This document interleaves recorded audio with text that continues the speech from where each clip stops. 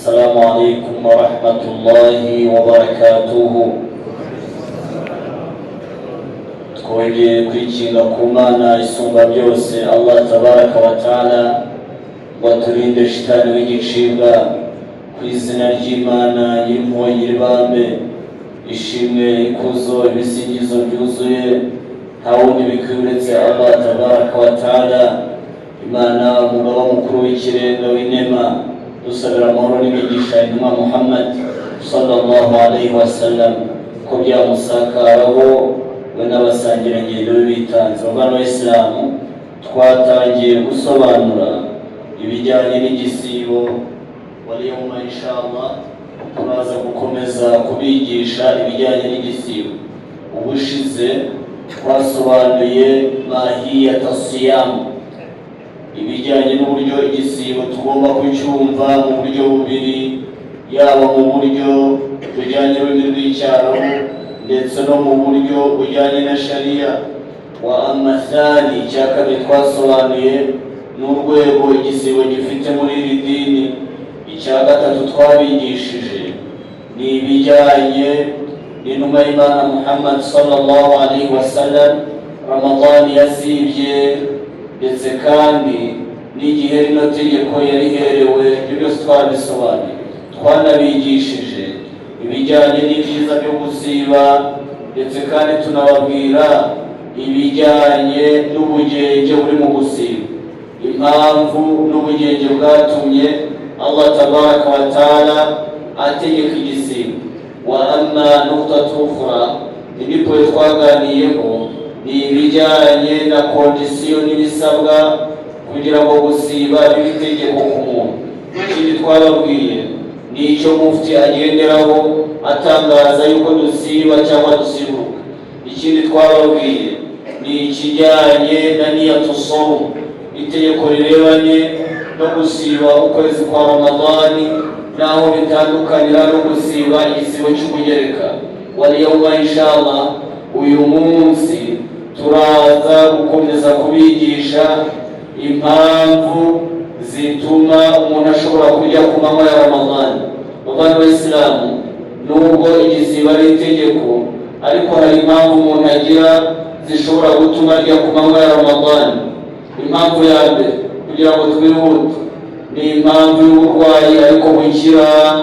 Iyo umuntu arwaye uburwayi bukira, icyo gihe arasiburuka akarya iminsi arwaye, hanyuma akazishyura Ramadani yararangiye.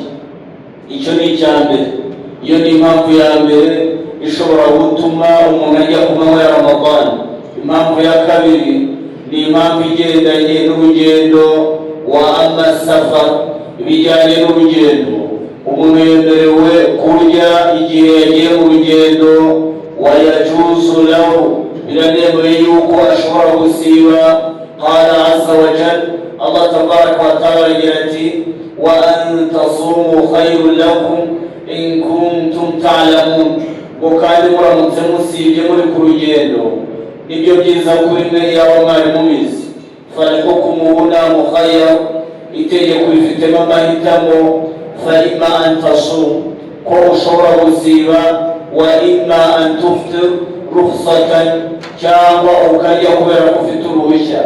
Waqad dhukira, yavuzwe ko ahadu sahaba sa'ala rasulallahi sallallahu alaihi wasallam, umusangirangendo yabajije intumwa y'Imana arayibwira ati, ya rasulallahi ana kathiru safar, ye ndi umuntu ukora ingendo cyane. Afa asumu aw uftir, nshobora kurya cyangwa nshobora gusiba?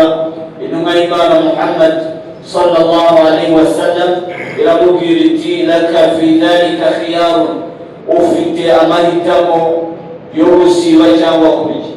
Imana Allah tabaraka wa taala izi mpushya zombi yazitanze muri Qur'an, aho yagize ati, faman kana minkum maridan aw ala safari fa'iddatun min ayamin ukhra, uzaba ari ku rugendo cyangwa arwaye azarya azishyura iminsi.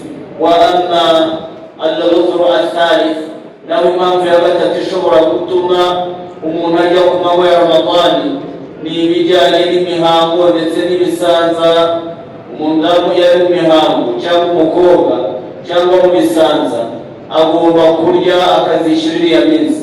قالت عائشة رضي الله عنها عائشة yavuze ko كنا نؤمر بقضاء الصوم ولا نؤمر بقضاء الصلاة. Intumwa y'Imana yajyaga idutegeka kwishyura iminsi twariye turi muri ibyo bihe, ariko ntitwishyure amasaha twasaye. Wa amma al-udhru ar-rabi', nayo impamvu ya kane ishobora gutuma umuntu arya ku manywa ya Ramadani ni ikijyanye na alhamdu war-radaa, ni ikijyanye n'umudamu wonsa cyangwa se atwite. Hari igihe umuntu ashobora gutwita kwe bikamugiraho ingaruka zikomeye, cyangwa se konsa bikamugiraho ingaruka, ntabashe gusiba, nawe arabyemerewe gusiburuka. Wa fi mulahadha, ariko hari mulahadha ya mbere, igihe umudamu afite impungenge bigatuma arya ariko izo mpungenge zigarukiye kuri we, icyo gihe abazasiba igihe Ramadani irangiye akishyura iriya minsi. Niko bigenda, ariko iyi impungenge afite zigarukira ku mwana, icyo gihe ategetswe kuzishyura. Yamara kwishyura, buri munsi yishyuye agashyiraho n'ikintu, akishyura icyo bita insimburagisibo, icyo twita muri shariya fidiya. Impamvu ayishyiraho ni ukubera yuko impamvu yagize n'impungenge zamuteye kurya zagarukiraga ku mwana we, ntabwo ariwe zaturukagaho. Icyo nacyo abantu bakagisobanukirwa. Wa amma al-udhru al-khamis wa huwa al-akhir, naho impamvu ya gatanu ari nayo ya nyuma ni ikijyanye no kuba umuntu afite ajiza ani sawm, adashobora gusiba, imba kubera uburwayi budakira bwa karande cyangwa kubera yuko ageze mu zabukuru. Abo ngabo nabo bararya, hanyuma bakazishyura. Abo ngabo bararya bagatanga ikiru kubera yuko ntabwo bashoboye gusiba, kandi iyo adashoboye gutanga ikiru nabwo arabyihorera akarya. Wa amma nuqtatun ukhra, nawe ni impamvu tugomba kwigisha abayisilamu, ni impamvu ivuga ku bijyanye na mufsidatu siyam, ibintu byangiza igisibo. Hari umuntu ushobora kwangiza igisibo ku bushake akacyangiza. Hari ibintu rero ukora ukaba wangije igisibo cyawe. Icya mbere ni ikijyanye no kurya no kunywa. Iyo umuntu ariye akaba ku manywa ya Ramadani, nta mpamvu afite shari imwemerera, nta mpamvu n'imwe biteye, akabikora abishaka, akabikora abizi, atari ukubera ubujiji cyangwa yibagiwe, icyo gihe aba yishe igisibo cye. Icyo gisibo yishe rero aba akishe ku bushake. Hari amategeko amureba tuza kubona, nawe iyo bimubayeho yibagiwe, nta kintu Allah tabaraka wa ta'ala mubaza. Qala Allah yagize ati rabbana la tu'akhidhna in nasina aw akhtana, umana yabasani ntuzaduhore ibyo twibagiwe cyangwa se ibyo twakoze twibeshe nk'abantu.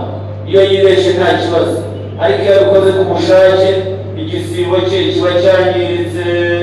Wa amma athani, impamvu ya kabiri y'iki gisibo mu mpamvu z'iki gisibo cyangwa mu bintu byinshi igisibo ni ikijyanye na aljimaa, kubonana n'uwo mwashakanye ku manywa ya Ramadani. Iyo ubonanye n'uwo mwashakanye ku manywa ya Ramadani y'iki gisibo, Allah tabaraka wa ta'ala aragira ati uhilla lakum laylata siyami rafathu ila nisaikum, muziruriwe abadamu banyu igisibo ariko mu ijoro ryacyo, ntabwo ari ku manywa. Nawe iyo ubikoze ku manywa y'ihangu, icyo gihe uba wishe igisibo cyawe. Waqad dhukira anna sahabiyan a'rabiyan, byavuzwe ko umwana w'umunyacyaro yaje ku ntumwa y'Imana yakoze imibonano mpuzabitsina n'uwo bashakanye. Rasulu sallallahu alaihi wasallam amutegeka kimwe mu bintu bitatu: amutegeka kurokora umucakara, cyangwa gusiba amezi abiri yikurikiranya, cyangwa kugaburira abakene 60. Bityo rero icyo nacyo cyica igisibo cy'umuntu. Wa amma al-maqsada athalitha, naho impamvu ya gatatu y'iki gisibo ni ikijyanye no kugeza ikintu mu nda biciye mu mazuru cyangwa se mu kanwa. Ibyo nabyo bigenze gutyo byinshi igisibo. Wa amma rabi'a, indi mpamvu ituma igisibo cyangirika ni ukugarura ibyo wariye ku bushake, ukabikora ku bushake. Ibyo nabyo byangiza igisibo. Ukagarura ibyo wari wariye ugashaka kuba nk'ihene ukuza. Naho impamvu ya gatanu yangije igisibo ni ibijyanye na al-istimna. Wal-istimna ni ukwikinisha, nabyo byangiza igisibo. Uwakoze icyo cyaha agomba kurangiza uwo munsi kandi akazanawishyura. Wa amma asadisa, naho impamvu ya gatandatu ni ikijyanye na al-hajama, kurumikwa, kugukuraho amaraso y'umwanda ariko akavamo ari menshi bikakugiraho ingaruka. Wa amma al-hadith, naho hadithi yagarutse ivuga kuri ibi ni hadithi itagendanye nabyo cyane, kubera yuko bamenye bayivuzeho.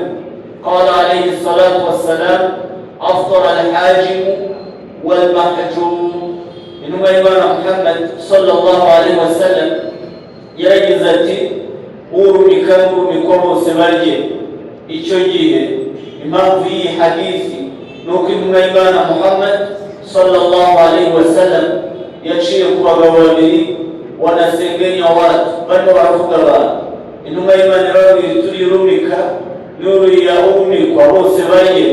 Bimana yuhmalu al-hukm ala al-mahjumi, itegeko rero risigara ku muntu urumikwa nabwo igihe amaraso bamukuyemo ari menshi. Wa yata'atharu bihi, yarangiza bikamugiraho ingaruka zo gucika imbaraga cyane. Nayo bitamugizeho ingaruka agomba gukomeza agasiba. Wa amma nuqtatun ukhra, naho ikindi tugomba kumenya ni itegeko rireba umuntu wishe ku bushake cyangwa wakoze kimwe muri biriya twavuze haruguru. Nuko umuntu wakoze kimwe muri biriya byangiza igisibo akabikora wenda yibagiwe cyangwa atabizi, la shay'a alayhi, nta kintu abazwa. Naho ubikoze ku bushake aba yishe igisibo cye. Allah tabaraka wa ta'ala nk'uko twabivuze yababariye umuntu ukora ibintu atabizi cyangwa yibeshye.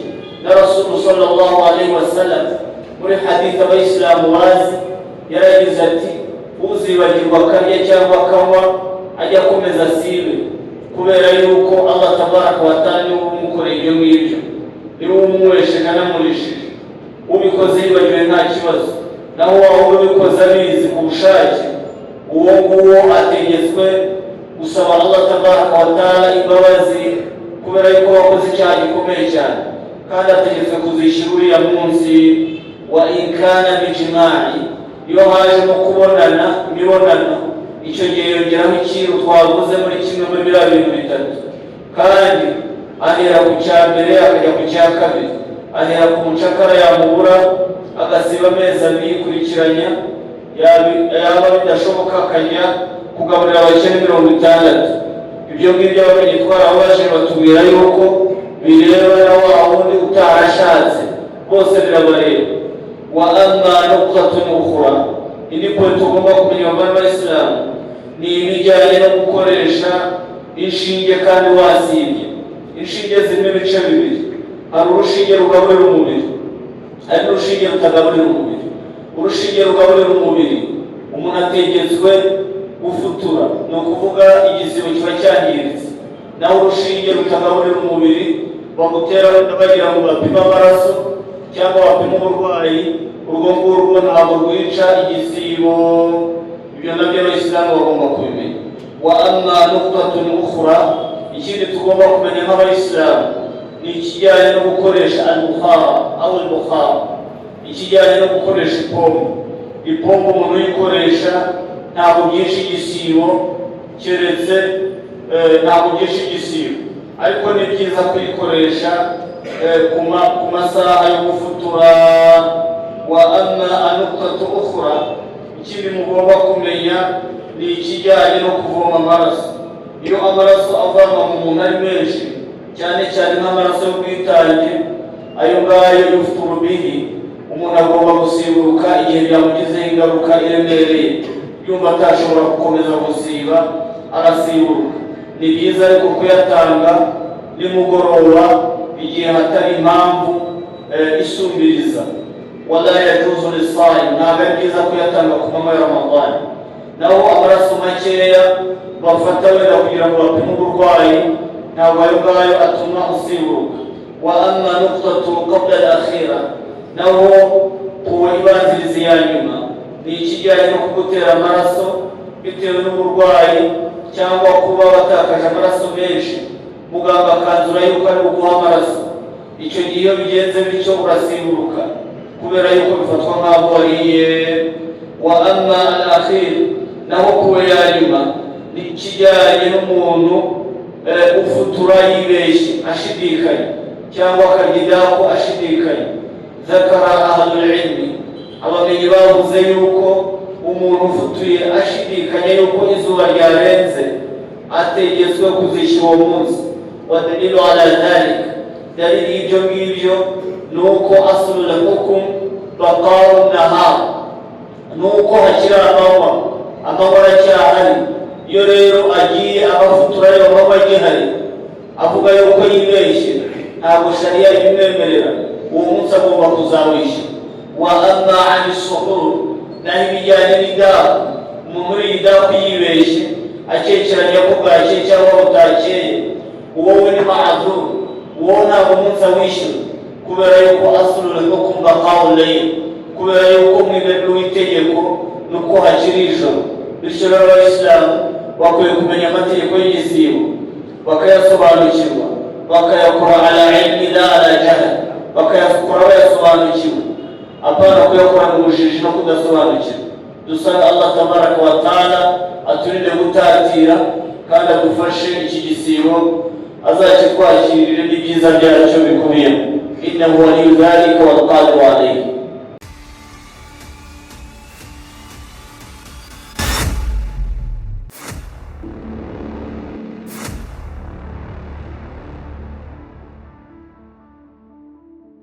Usisahau kusubscribe, like, kushare na kucomment.